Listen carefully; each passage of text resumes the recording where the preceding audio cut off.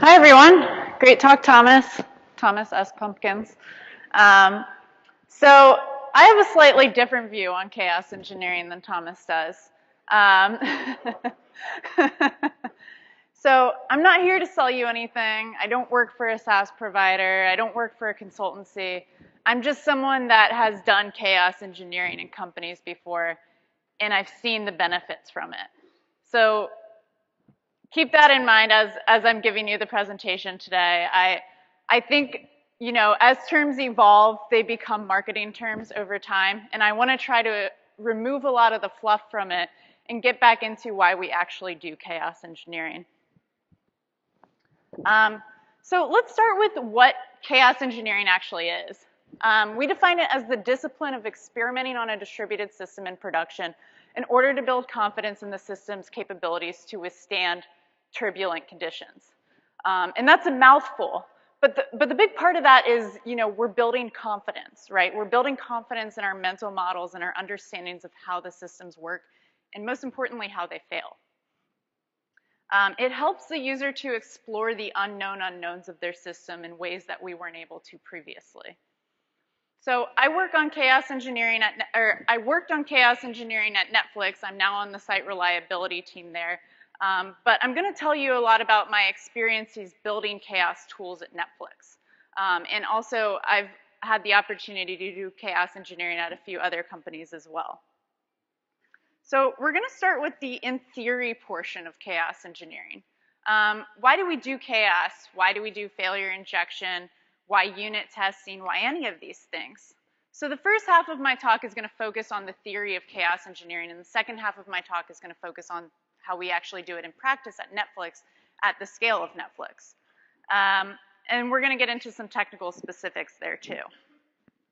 So my first question is, why do we even do this? What's the point? Is it to simply find vulnerabilities?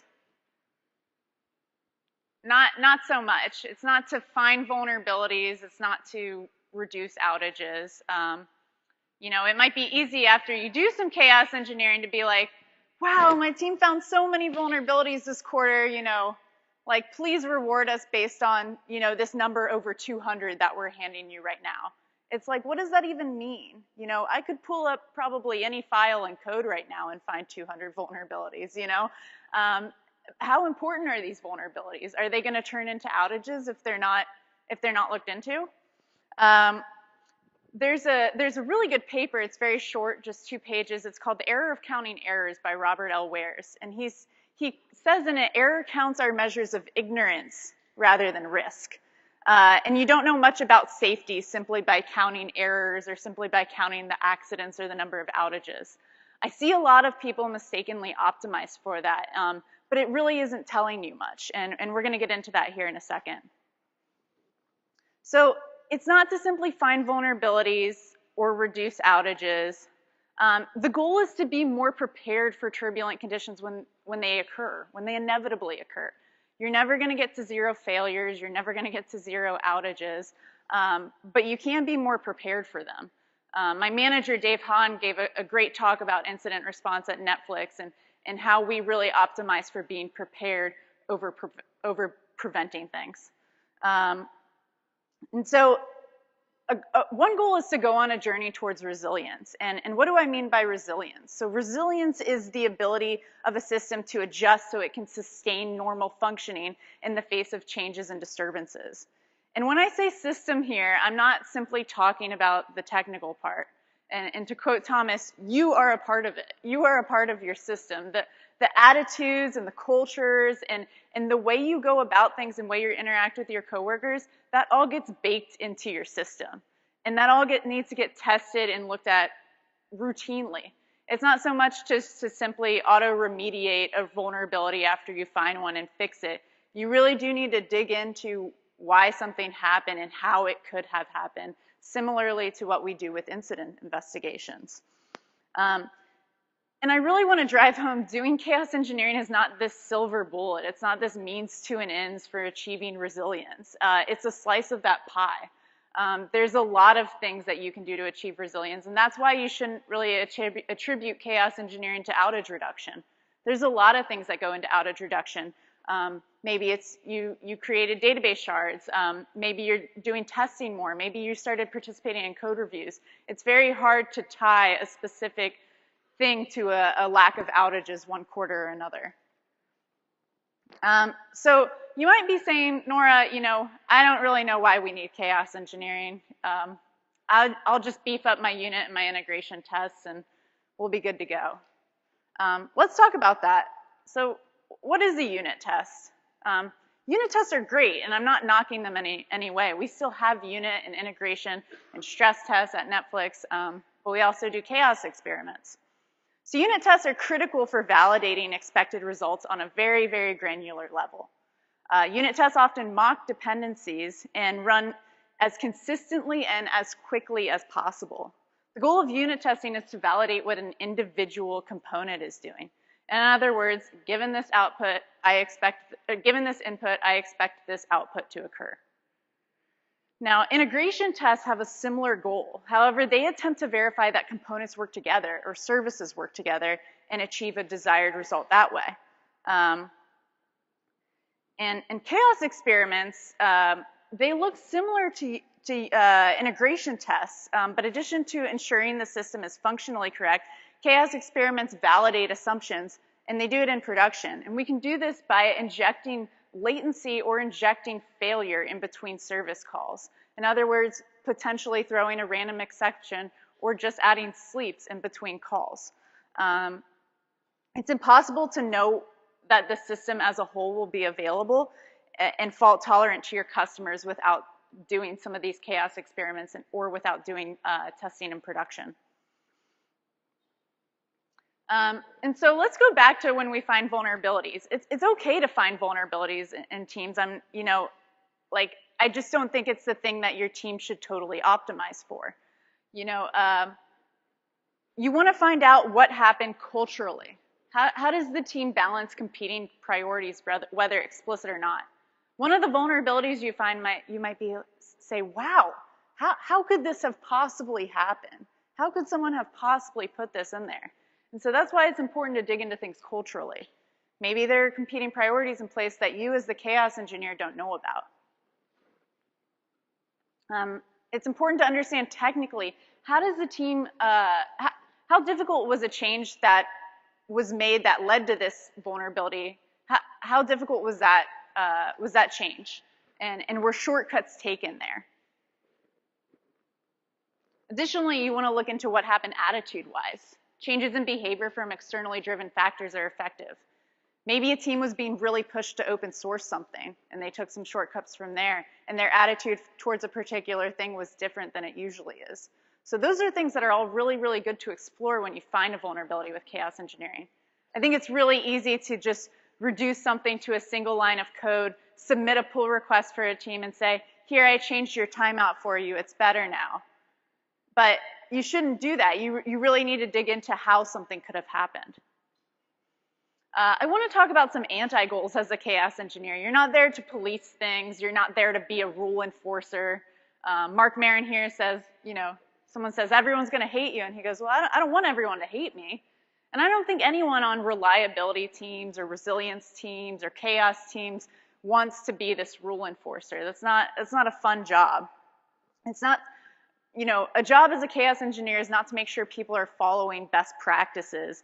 The job is to give context into why the vulnerabilities the chaos tools are finding might be bad and how bad they could be without potentially addressing them. Simply reminding people to be safer or to be more careful before they submit a pull request actually ends up having the opposite effect. It ends up being a little bit manipulative and often quite infantilizing. It assumes that someone is not the expert in a given situation, whereas they're more the expert for their service than you are as the chaos engineer. You're a service owner's partner. You're not there to be a rule enforcer. Another anti-goal is to cause extra problems, right? We don't want to describe chaos engineering as breaking things. Chaos engineering is finding things that are already broken and showing people how big of a problem that they are. Showing them before customers realize it, before they're under the fire of a pager trying to fix it, and they're able to fix it in an easy environment. So again, chaos engineering is not done to break things. It's done to find things that are already broken and reveal them to people. I want to share a Gene Rochlin quote. He says, "Safety is not defined as the absence of error or the control of a risk." So again, the complete suppression or absence of errors here is not the goal. The goal is to improve our ability to react to these errors or risks as they inevitably come up. So Gene Rochlin is an interesting guy. He's part of a project at Berkeley called the High Reliability Organization Project. And they spend time studying groups that seem to do the impossible tasks, operate highly complex and hazardous technological systems essentially without mistakes. And this is one quote that's come out of his research. So a goal is to improve our ability to react to errors in a way that ensures the customer doesn't have a bad experience, the operator of the system doesn't have a bad experience, and we can learn from said error, right? It's all about learning. If we're just fixing errors silently, we're not actually learning what triggered them in the first place, what brought them there in the first place. So again, it's okay to get excited, and I'm going to use Jonathan Van Ness again. We might think, wow, we saved Netflix from a huge outage here, like by finding this vulnerability, and we should be happy because we found a very interesting failure mode that could only be addressed with chaos engineering. But it's important to note that the story does not stop there. Safety is more than the management or avoidance of a risk or error. Again, especially when we inject latency into experiments, I find a lot of things where timeouts are off. And timeouts are set in just a configuration file that could easily be, fixed in a single pull request. But it is really important to resist just dialing that knob and auto-submitting a pull request there. It's not actually helpful. The goal is to capture learnings from these vulnerabilities. And so one thing that we share with teams when we find a vulnerability is we actually share a write-up with them so that they can understand where we're coming from and learn as much as they can about the vulnerability. So we share what we experimented on, why that experiment was derived, how exactly we could have derived the experiment, what the analysis was of the results of the experiment, and what our recommendations are. And then it's up to them to choose what to do with that. Netflix operates under a very heavy context, not control culture. We give people as much context as we can and give them the autonomy to make the best decision for their team. So when sharing the vulnerability with the team that owns the service, it's really, really important to put yourself in their shoes. There may be a reason they didn't fix the thing you found, or there may be a reason they didn't even know it existed to begin with. Either way, there is a story to dig into there, and there's something to find out there on why either of those or how either of those could have happened. So now that we've talked about chaos in theory a little bit, I want to get into how we do it in practice at Netflix and at Netflix scale. So we focus on three particular things when we're doing chaos engineering at Netflix: safety, observability, and automation. Now, safety is obviously number one, right? We're experimenting in production here with live production traffic on actual customers. We're not trying to cause a bad experience. We're trying to make the overall experience better. And so we need to have very, very careful guards in place to make sure that we can do that appropriately. Another key point is observability and monitoring. We want to know exactly what we're experimenting on and the impact it has. If we don't have good observability in place, maybe we're not ready to do chaos engineering yet. And that's okay. There's steps that need to be taken to get there. Another focus is automation. The Netflix system is huge, It's impossible to create experiments for every little interaction that happens in our system. So we automate some of it, and I'll get into some of that today as well. The tool we use to do chaos engineering at Netflix is called ChAP. ChAP stands for Chaos Automation Platform, and it can catch vulnerabilities. It allows you to inject a failure into your services in production to validate your assumptions about how that service works. So at a high level, it works like this.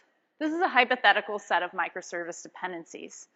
There's a proxy that sends requests to service A, which fans out to B, C, and D. There's also a persistence layer. Service D talks to Cassandra, while service B talks to a cache.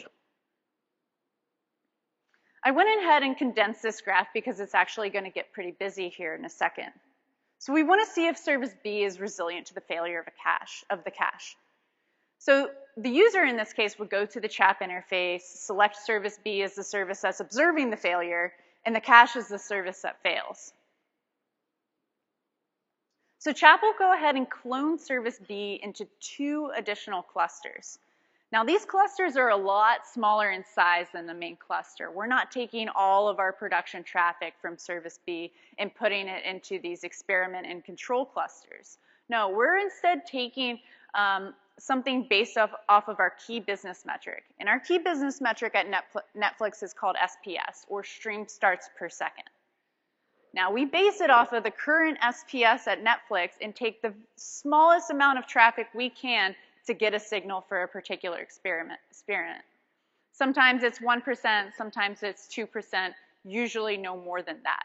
So we take that percentage, say here it's 2%, and we split it equally into the control cluster and the experiment cluster. Splitting it equally allows us to have a baseline from the control cluster and allows us to verify what's going on in the experiment cluster against something that's of equal size. So it then instructs our failure injection testing service, or FIT, to tag those requests that match our criteria. It does this by adding information to the header of that request. So FIT does failure injection at the application level, and it takes advantage of the fact that applications deployed inside of the Netflix control plane use a common set of Java libraries. So these libraries all have hooks in them that enable us to inject failure at runtime. So we'll create 2 sets of tags, one that has instructions to both fail and be routed to the experiment cluster, and one that has instructions to just be routed to the control cluster. Obviously, we're not adding failure to the control cluster so that we can have a proper baseline. So when the RPC client in service A sees the instructions that it needs to route a request, it will send them to the controller, the experiment cluster, appropriately. Now, once failure injection testing in the RPC layer of the experiment cluster sees the request that it's been tagged for a failure, it's going to return the failed response.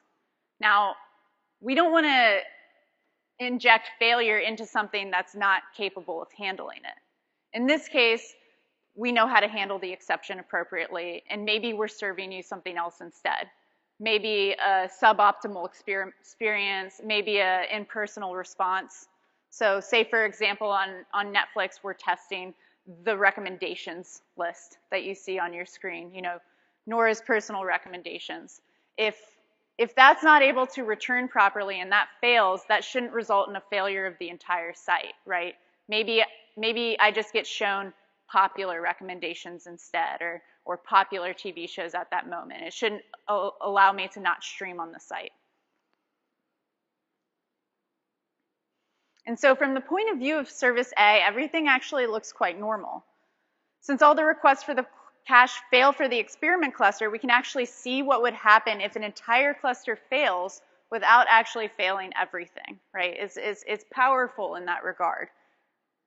And so we know if this particular set of circumstances happen, it would in fact result in an outage if this didn't work as expected. Now, I mentioned observability is extremely important here. So these are things that you can see on every single failure experiment. And so the red lines represent the experiment cluster, and the blue lines represent the control metrics. And so let's look at the first graph on the left. So this shows the number of calls that were actually successful. And so in the experiment cluster, there were all successes. In the control cluster, there were all successes. In the experiment cluster, there were none, which is expected because we're failing those calls. Now, in the second graph right here, we see our count fallback successes. Now, we're injecting failure, so we're expecting a fallback to take place, which is what we use to handle this failure at Netflix. So you can see the fallbacks are executing successfully for the experiment cluster, which is to be expected. There is none for the control cluster because those requests aren't being failed right now.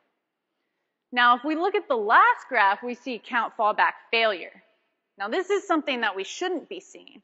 We expect the fallbacks to be successful. So that means at some point, there is a non-optimal experience being served to a customer, and that we know that we can stop this experiment, not be under the fire of a pager, and debug what's happening in this particular scenario. So again, it's really important to strongly consider your customer impact when approaching your chaos experiments and proceed with caution where appropriate. I'm not advocating for doing this if you don't have the means to do it. Sometimes it doesn't involve automating. When I worked at a previous startup, we would all sit in a war room and do game day type chaos experiments because we didn't have this automatic stopping action in place. And it was still really valuable for us. So another thing we look at is SPS, which is our stream starts per second, a key business metric at Netflix. And so we monitor the SPS from the control cluster against the experiment cluster. And since they have the same amount of traffic in them, they should look roughly about the same. And we use Kayenta, which is an automated canary analysis system at Netflix that's actually open source right now if you want to check it out, to see if those deviate too far from each other. And if they do, we short the experiment. And the experiment fails, the traffic is routed back to its main cluster, and this is noted within seconds. So a customer won't even notice it, or they will just see a tiny little blip and be routed back to a normal experience. We have a lot of other ChAP protections in place to verify the safety. So we limit the total amount of percent of traffic impacted in each region. It's one thing to just take a small percentage from the main cluster and start an experiment, but what if I'm running 50 experiments in US East? Then we're taking potentially a large amount of traffic from US East, which we don't want to do. So we limit that there, and we'll just put experiments in the queue if there's too many running at once in one region. We only run during business hours. We don't want to page our coworkers outside of business hours. So we try to do it while everyone's in the office and prepared to handle these things. If a test fails, if an experiment fails, it needs to be reevaluated again before it can run. So someone actually has to go manually look at it and say, yes, I know this experiment failed. We have fixed the thing that it was associated with its failure, just to make sure we're not failing the same thing over and over again for no reason that's causing pain. We also have the ability to apply custom fast properties to clusters, which allows users to test different config settings in their code without having to go through a full deployment cycle. Maybe they're trying to test a new timeout to see if it's appropriate. So ChAP has found a lot of vulnerabilities, and we've had to dig into each of them and develop learnings from them. So I want to share with you some of my favorite ones. So this is from an actual ChAP customer. They verified the service's fallback path works, which was crucial for their availability, and it successfully caught an issue in the fallback path, and the issue was resolved before it resulted in an availability incident. Now, they didn't have a way to test this outside of chaos engineering. They didn't have a way to verify that this fallback path was actually executing when failure occurred. And it wasn't executing properly. It was serving a non-optimal experience. Another really unique one that I appreciate is we ran an experiment to reproduce a sign-up flow fallback issue that happened with certain deploys and intermittently at night.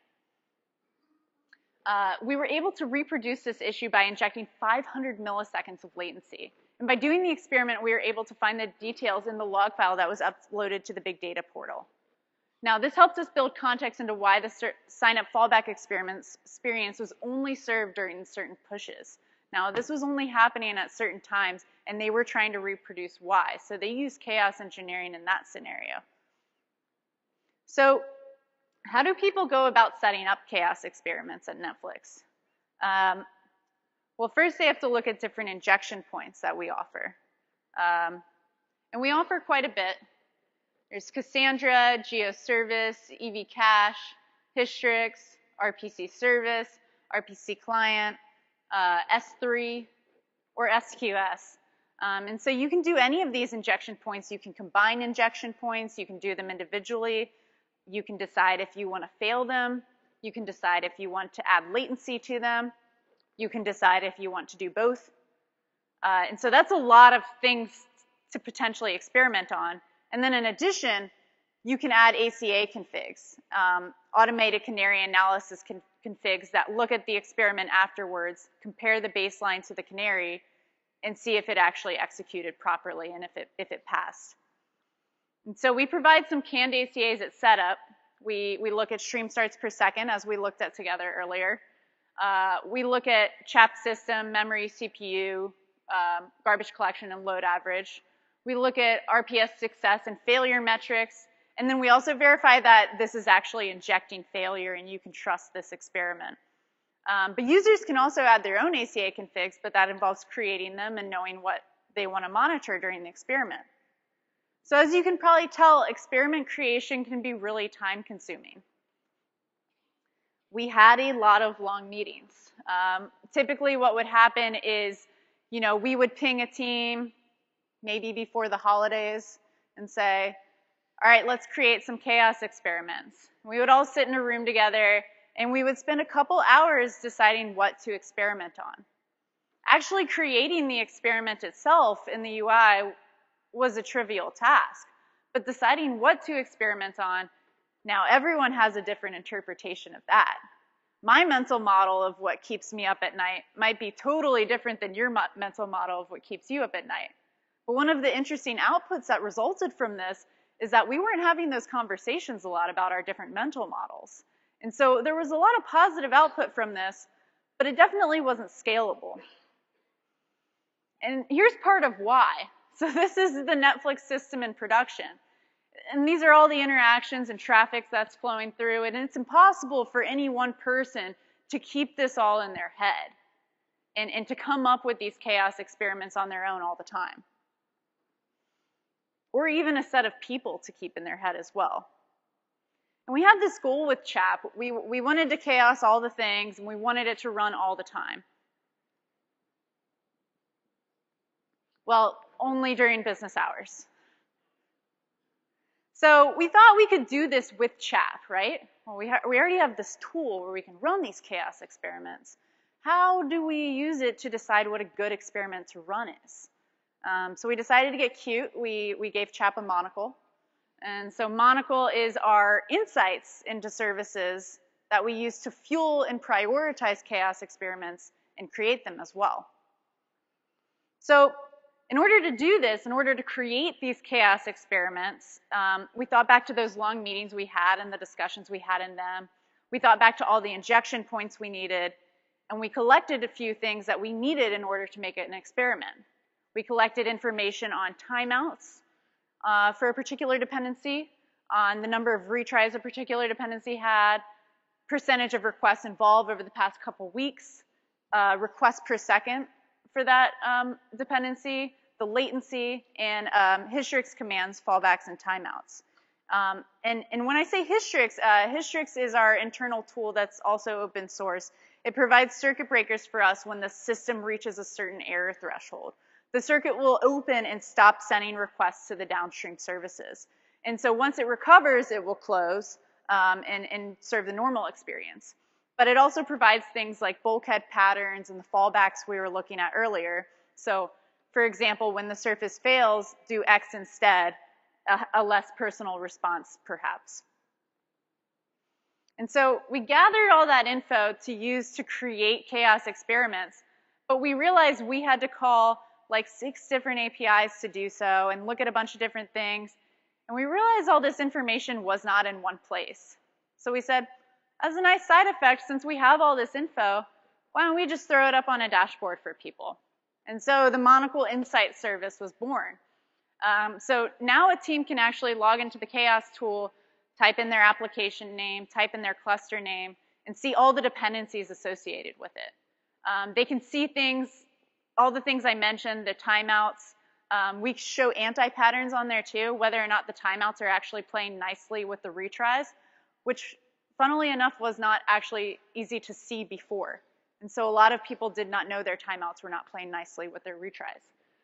We also show them whether or not they have fallbacks and whether or not something is marked as safe to fail based on a lot of this info. Now this is useful because you might have a dependency in your head that you say, well, that's tier 2, that's non-critical. And you go here and it's actually not safe to fail, and you say, uh-oh, why is this not safe to fail? What do I not know about this? We also allow the user to expand the dependency and see how long calls are taking relative to the timeout. And so in this particular example, the timeout's set at 500, and calls are taking well below 100 milliseconds. So what would actually happen if we added a bunch of latency and pushed that up almost to that timeout? Hasn't been done in a really long time. Is that a little scary? And so chaos experiments allow us to do that and recalibrate our timeouts accordingly.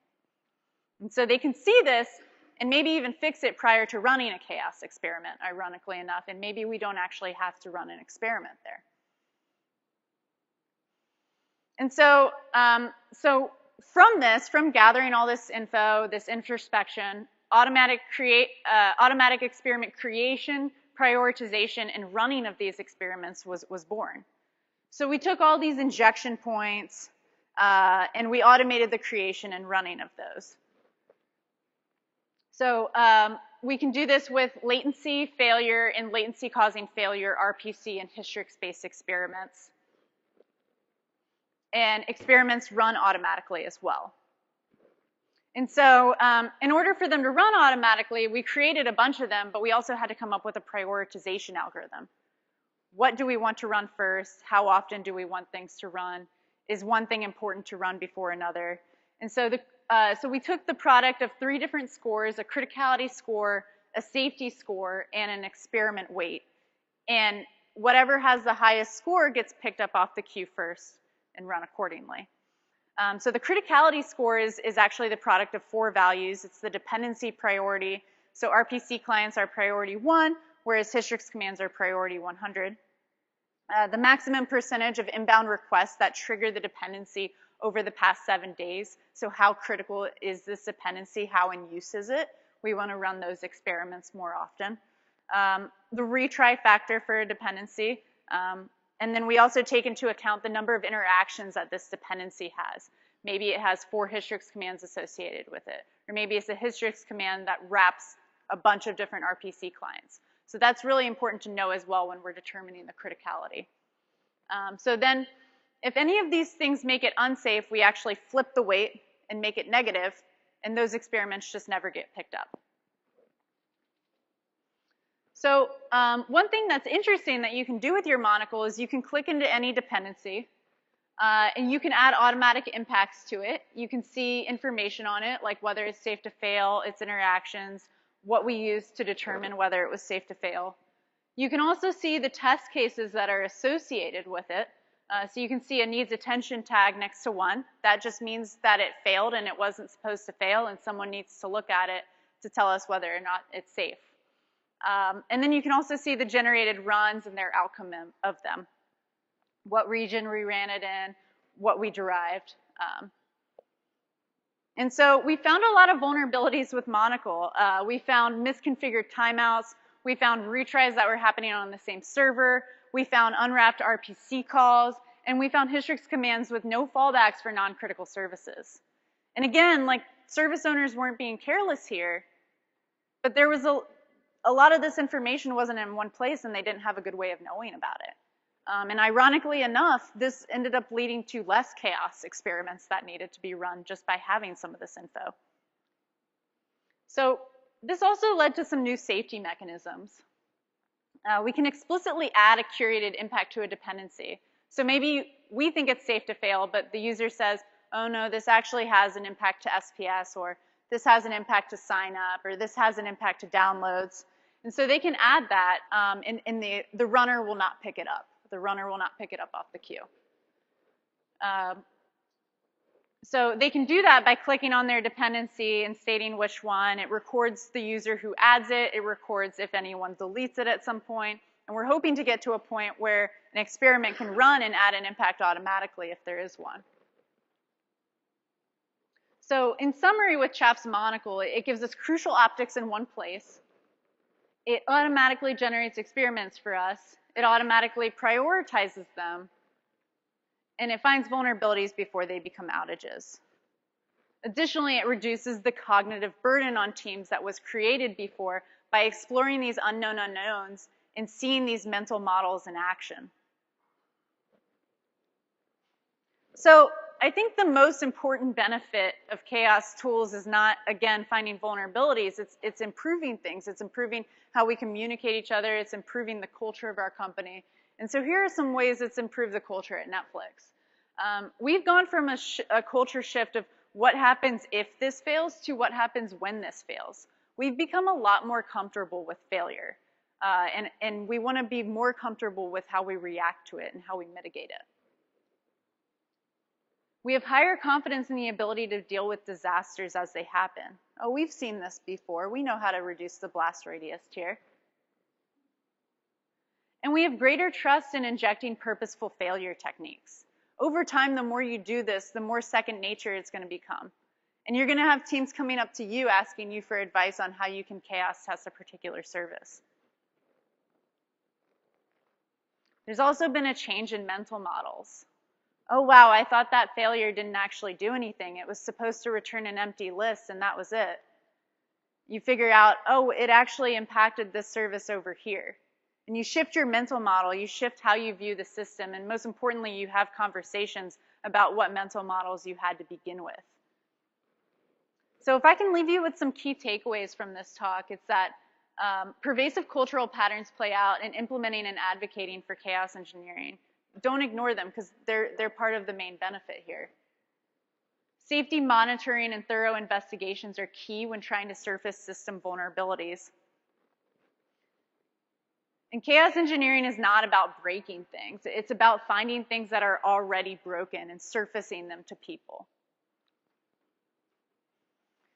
And one final thing, when you're running your chaos experiments, it's really important not to lose sight of your company's coworkers, or your company's customers, or your coworkers. We want them to have a great experience as well. Thank you.